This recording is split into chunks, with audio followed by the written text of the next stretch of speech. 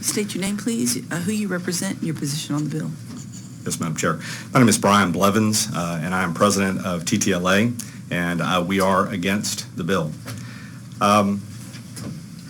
Where I'd like to start is that when the bill was laid out, Representative Miller talked about the fact that this bill would require claim form information to be produced to defense counsel.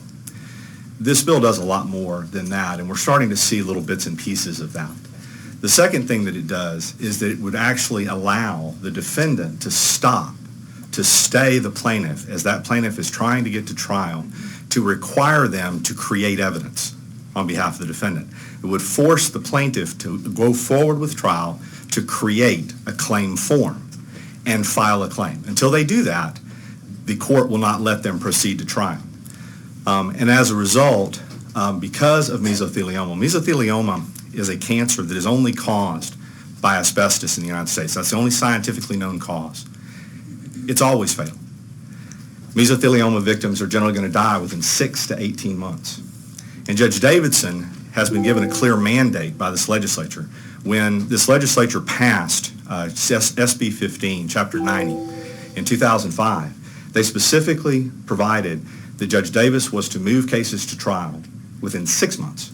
Okay. And that's Mr. Blevins, I'm sorry. You can't reference other legislation. I'm sorry. Okay. All right. I apologize. All right, sure. We're just trying to make sure we keep the record clear. Thank you. But this is changing that very legislation. SB 15, which is now Chapter 90.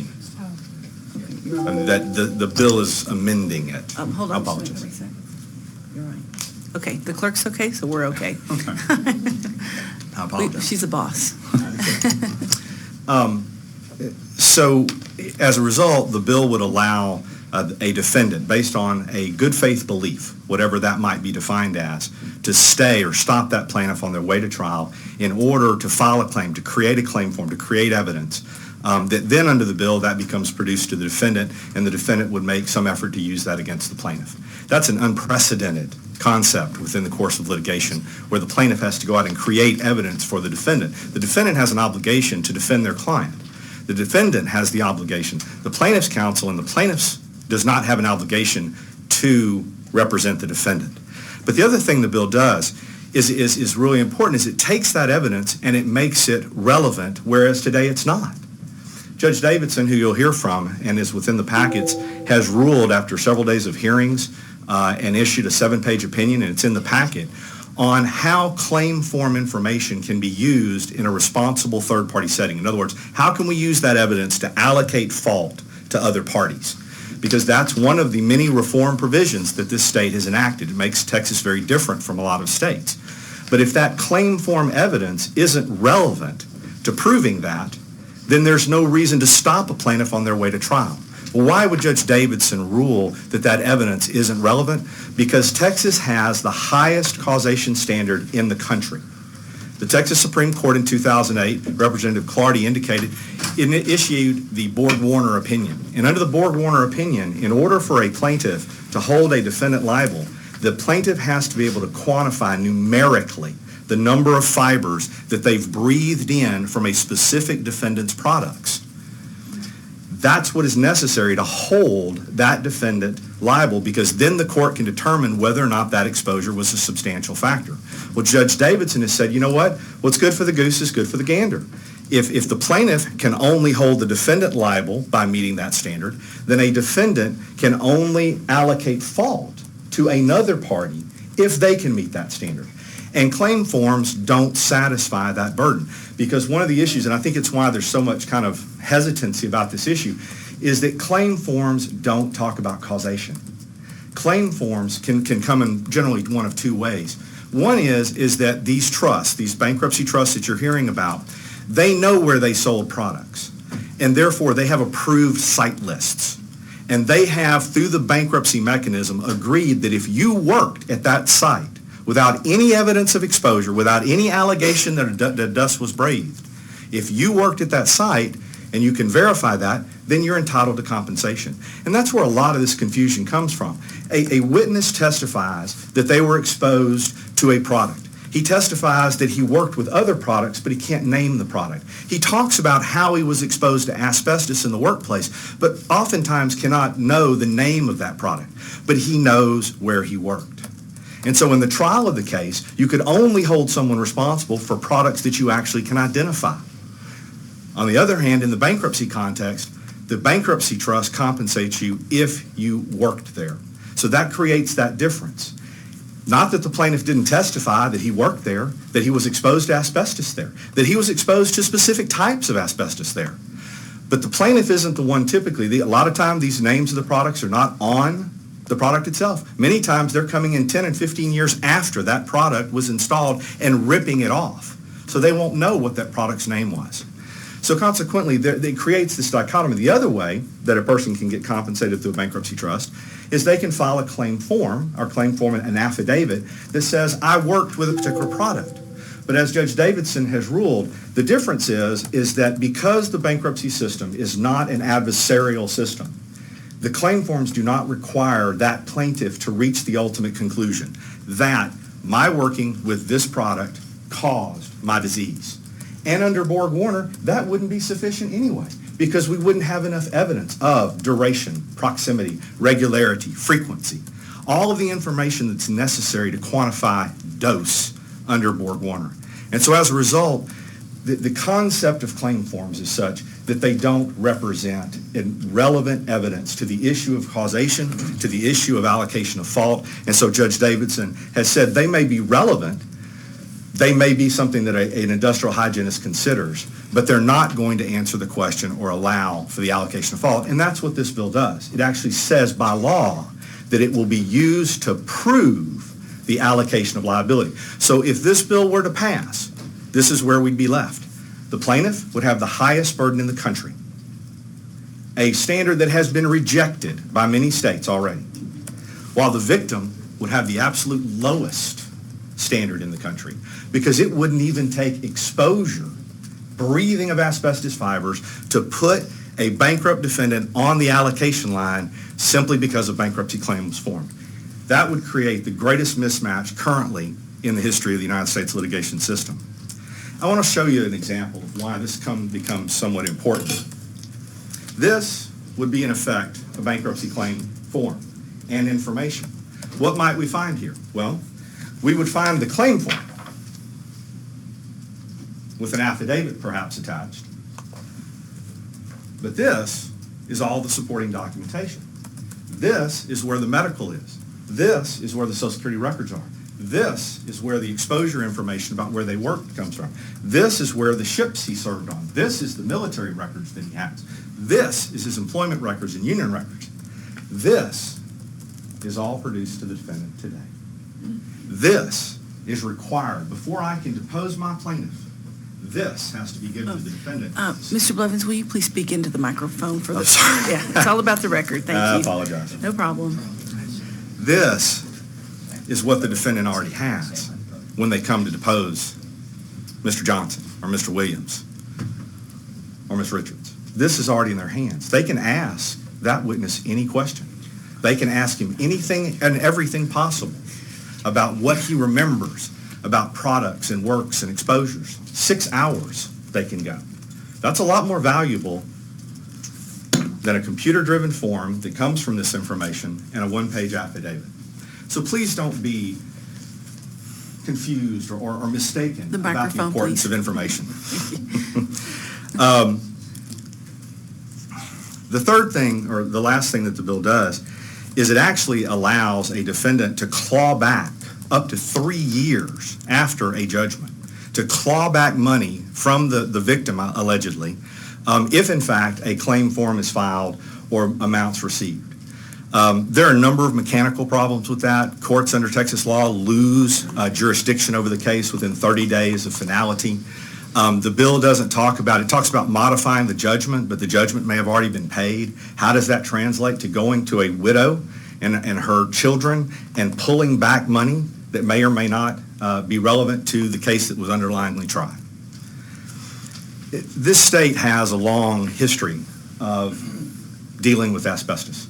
In 2003, the original criteria bill was filed and died.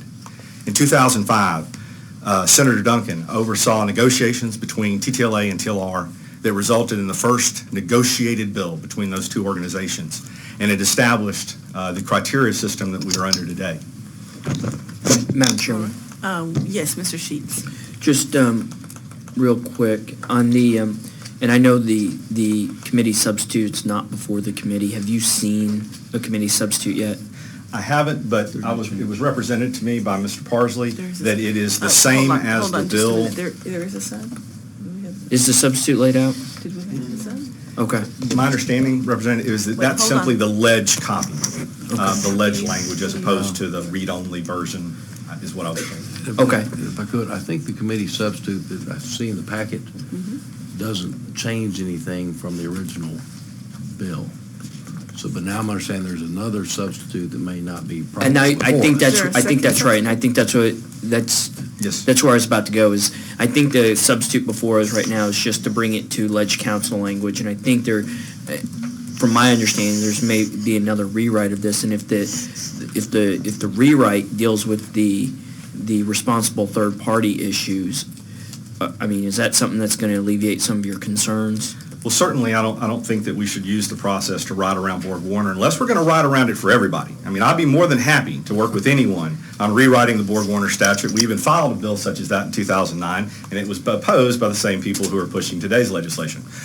But, yes, that would alleviate some concerns, but it doesn't alleviate the totality because, again, the problem is when you take that piece out, then what is the value of the claim forms in terms of allocating responsibility? So why can a party stop the plaintiff on his way to trial when he's dying and likely to die if he can't get to trial soon enough?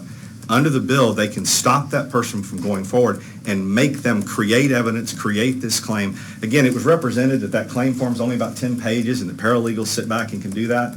It's a lot more than 10 pages. And this is not just what can be filed, but also it could involve investigating with coworkers, having to put together boiler registry information, a lot of other information as well. Mr. Schofield?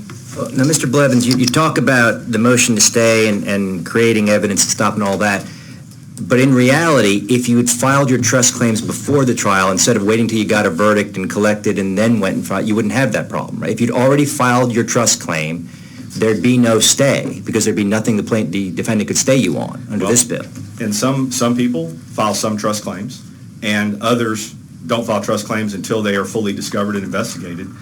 But in either case, there's no obligation to file those claims because the underlying information is produced and provided to the defendants. Now, in your practice, you do these cases and you Yes, try them, and I presume you interview your plaintiff up front. Yes. So you know where he's worked, you know where you're likely to be able to claim that he was exposed to fibers. Why wouldn't you file your trust claims up front? Why would you wait until after you tried a case and told a judge and jury that these are the people who exposed my client to danger, and then later file in other venues saying that there was other exposure? In general terms, we do file most of the bankruptcy claims forms before the case goes to trial. I can't tell you that happens with respect to all law firms, but we do. We provide that claim form information when the plaintiff is deposed. However, not all claim forms are based solely on where he worked. And it isn't that every plaintiff can establish the evidence necessary to file that claim form. Sometimes it deals with coworkers. Sometimes we have to go out and find boiler registry records. Sometimes we're trying to link to products. You have to keep in mind that in today's litigation, there is a separation. It's not because we have two systems. It's because the defendants that made and manufactured a certain type of product are largely gone. So that evidence is gone. That evidence is really now only relevant in large part to the bankruptcy process. And so it's much more difficult in terms of working up the exposures that the newer cases have, because they're not necessarily shipyard workers. They're not necessarily refinery workers. They're carpenters and they're painters. And they have different kinds of exposure that take a lot more effort to work up. And again, there's a mandate to get them to trial in 6 months, and they're dying. So consequently, the effort and the focus is to make sure that client gets to the courthouse, that he gets his day in court, and that his family can see that justice and have that opportunity. That's the priority. Generally. Which we do by basically telling the jury, hey, this is who my client was exposed to, and then after we collect from them, we go elsewhere. assuming that you don't like this bill as a method for saying, look, you can't tell one defendant it was him and then go collect from other people for the same injury, how would you do it? What would your process be for making sure that we're not telling one defendant it's all you while we're suing you, and then telling other people it's them when we're filing claims with them? Representative Schofield, I don't think that's what's happening at all. What happens is that the plaintiff has a full discussion of their disclosure. There is evidence of where he worked. There's evidence of the kind of products that he worked with. There's evidence of what he did and how he breathed in. In every single case, in every one of those Garlock cases, there was ample evidence of other exposures. The question was, who made those products? Sometimes that's not within the knowledge of the plaintiff. Sometimes, if it is and it was asked, then it should have been answered, and I assume that it was. But it's also incumbent upon the defendant to go out and to identify those products. They have the same book of depositions and the same book of witnesses and the same access to boiler registry information that I have. They have the same ability to put together what products, what information was at a particular site. I'm not asking them to do my job. I'll do my job. Well, now, in terms of that, you talked about, we have to put our emphasis on getting ready for trial, but it's not all that difficult to file trust claims, is it? I mean, it's basically a computerized form that a paralegal fills out in many firms. Again, that does happen in some bankruptcies, in some moments, but today's mesothelioma clients, again, are not necessarily the same clients that put those companies into bankruptcy.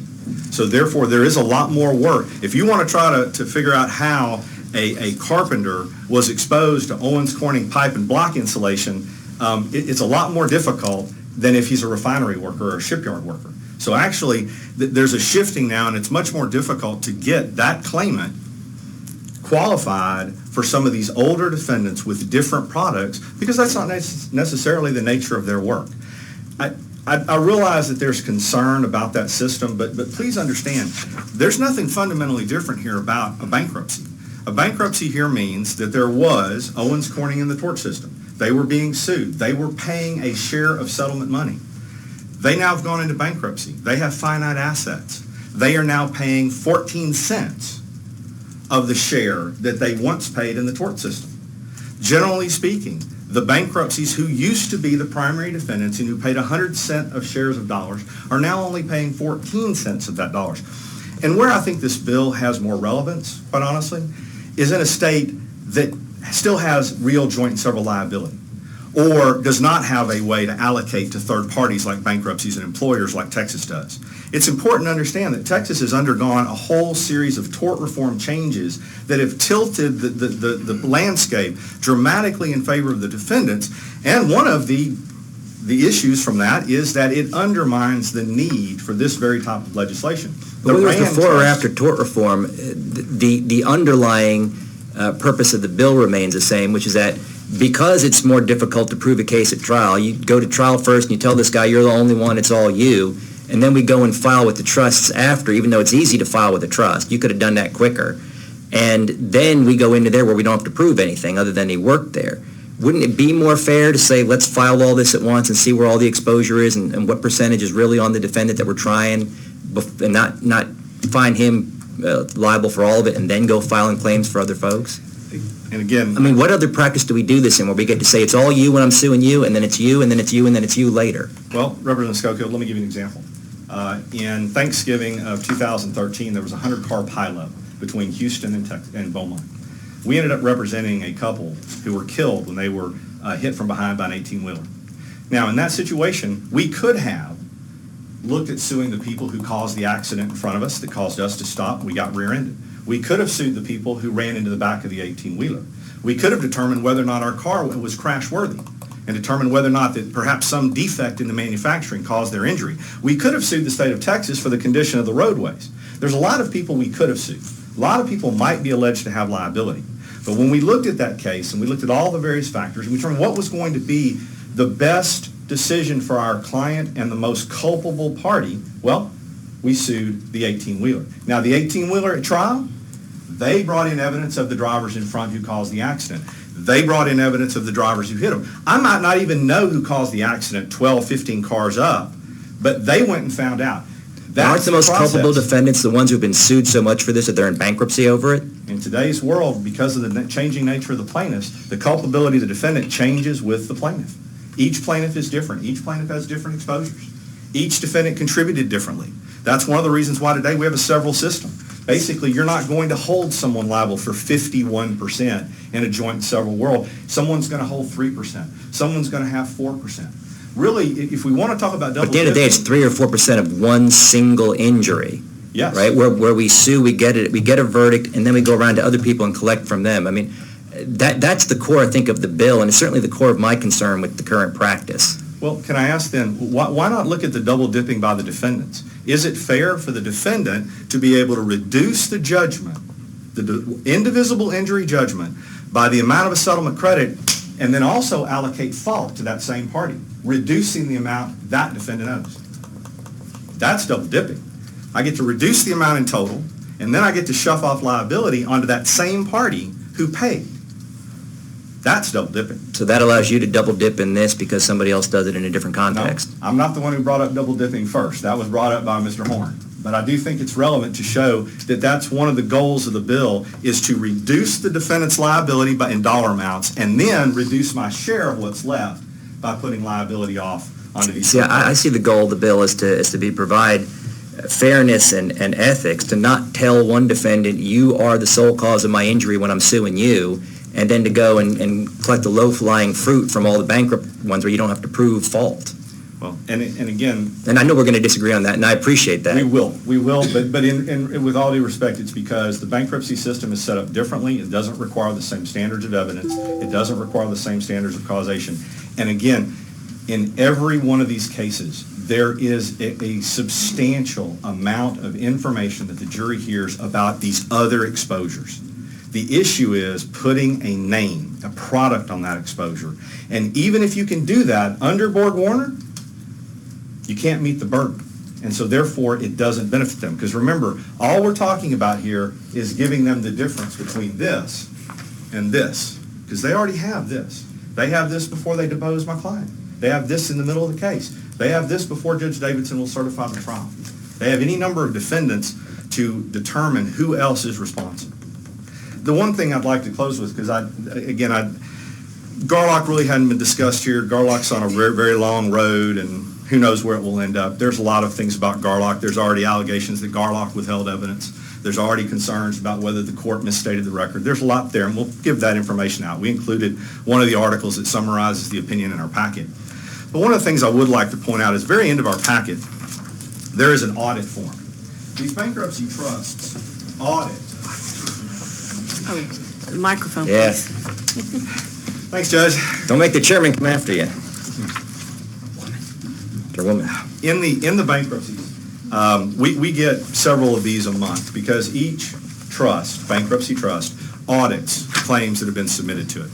And this is just an example form. And what it will show, though, is that when your claim is sampled and you're now under audit, they require you to produce all of that information that's developed in the tort system. So you have to produce that deposition. You got to produce the discovery responses. You got to produce the coworkers. You got to produce the other claims that you filed. You got to produce all of that evidence in this case, in this particular claim, so that that bankruptcy can ensure that the information you submitted was consistent with what you said in the courtroom. And that's where I think that's a safety check that I don't think's been discussed yet, because if I send information in that developed in the courtroom that's different from what I represented to this trust, not only do they deny that claim, not only do they put me under some form of suspension where they start auditing more claims, but if they see this pattern that everyone's so concerned about, they can actually suspend my law firm from processing any claims. So as an important safety check, why would a firm, certainly like mine, risk being suspended from the processing of all claims with a particular trust to do some form of alleged moving around of the pieces in a particular case? There is a safety that the trusts are capable of protecting themselves. The court system is capable of protecting themselves. The defendants have all of the information they need to build the allocation to third parties if they could get overboard, Warner. And that's the way the system works in Texas. And that's really the thing I think we have to focus on, is Texas is fundamentally different. Our laws are different. We're the only state, is my understanding, where we have a statewide MDL. And that statewide MDL has been governed by Judge Davidson now for 12 years, I believe. And he's done a great job, and he has made sure that it is a process that is fair and balanced to all parties. With respect, this bill takes one more stab at the plaintiff. It tilts it back in favor of the defendants, and it will prevent dying mesothelioma victims from having their day in court. I always enjoy tussling with you, but I can't agree with you on that. I think it's more fair to tell everybody up front where you're claiming your asbestos exposure came from. And make sure to come by and see me. You don't come by and see me anymore. Members, any other questions? Yes, sir. Mr. My Clardy. apologies. Yeah, Mr. Blevins, following up on your testimony, I think the goal of Chairman Miller's bill is to make sure that all the information is available to the litigants in the party, which I think all of our rules of evidence procedure really strive to do that. Yes, sir. I know there's been some comment here about the lawyers don't produce things, and I will tell you that's counter to my experience in the lawyers that we practice in the asbestos bar. They take their oaths seriously. They follow the instructions of the court, and if they're supposed to disclose something or produce something, they do.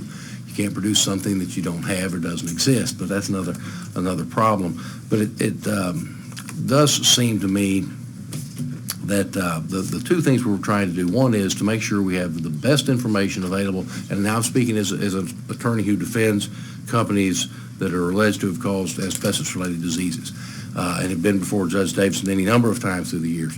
And she's always been more than fair with me, I might add. And will be in the future. And will be in the future, I hope. But we want that packet of information as quickly as we can get it. We want to have an opportunity to cross-examine primarily the plaintiff, the injured party, if he or she is still alive, which, again, with the ongoing tale of asbestos litigation is getting increasingly difficult because of the age of some of the claims that are coming out of the enacted and all that stuff. I'll try not to digress and go down rabbit trails. But with respect to the packet, we want that information disclosed of history and all that, which again I think which is done, to my experience, when in response to the MDL discovery, and that is, if I understand your testimony, is what's put with the packet and sent off to the myriad bankruptcy trust in support of those claims. But the second thing that I want to have as a representative defendant in litigation is to know what the settlements are. And again, this is nothing new or remarkable. This applies in every case in the state of Texas that we're entitled. It's in our request for disclosures. One of the first things you have to disclose is there an insurance policy and have there been any settlements? All basic information. And I do believe that the defendants are entitled to that information, what settlement's been made and how much. But if you could walk us through mechanically the process, because at that point you get there's been a settlement from a defendant. The defendant can then elect the defendant in litigation going to trial can then either elect a sliding scale or dollar for dollar credit.